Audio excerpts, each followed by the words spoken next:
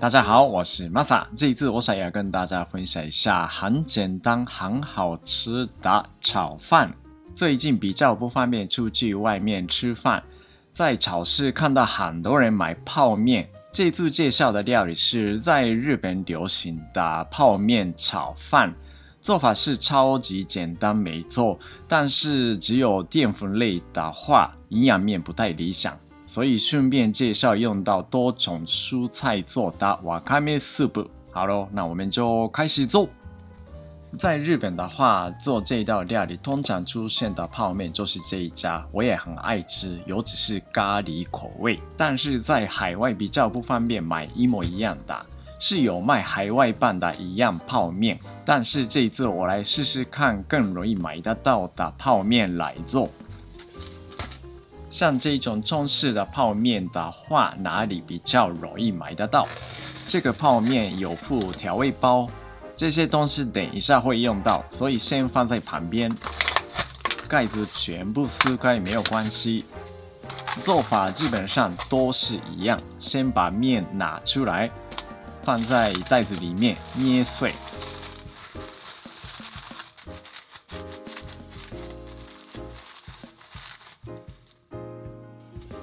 然后倒回去碗里面。如果用袋子装的泡面的话，随便找一个碗，一样方式处理就好了。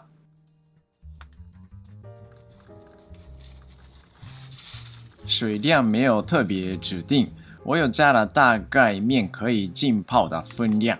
如果你想要比较软的话，可以加多一点。如果喜欢脆脆的口感的话，其实不加入水也可以。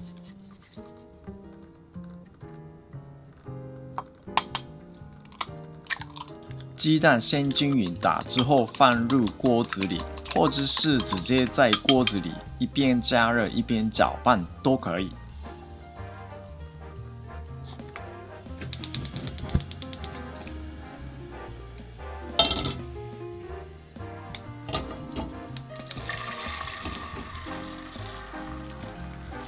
鸡蛋不用加热太久，半熟的时候就可以加入白饭。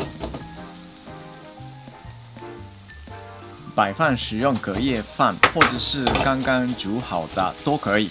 等一下还要加入面，所以白饭的分量可以自己调整。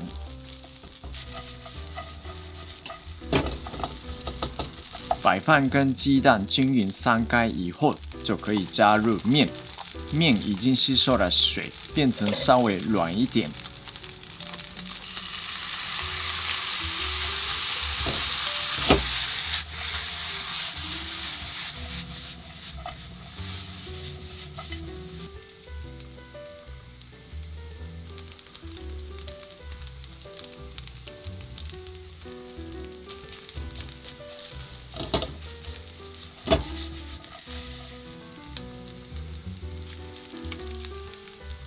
泡面每一种口味跟状态不一样，最好不要全部加入，先试味道看看咸度。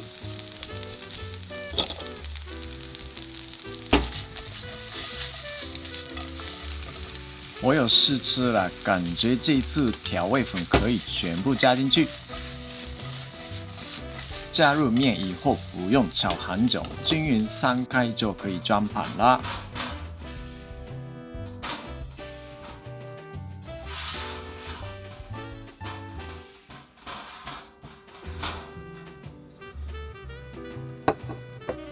OK， 这次就有非常好吃的カップ麺チャーハン完成了。面的熟度刚刚好，可以享受饭跟面不同的口感。这一次我有一起煮了一锅蔬菜汤，这样子营养面比较好。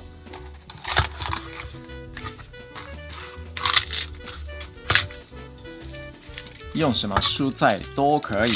冰箱里面剩下的菜拿来切就好了。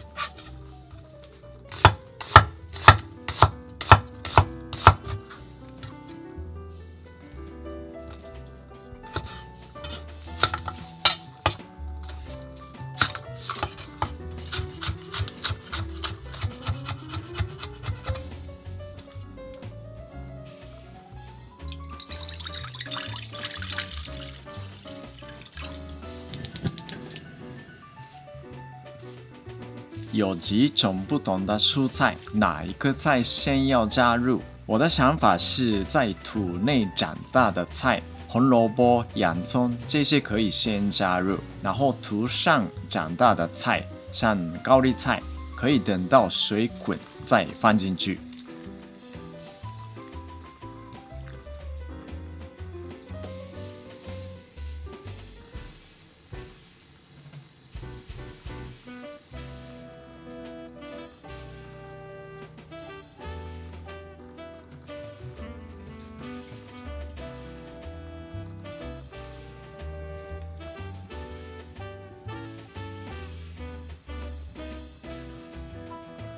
这一次我把干燥海苔呀直接放进去。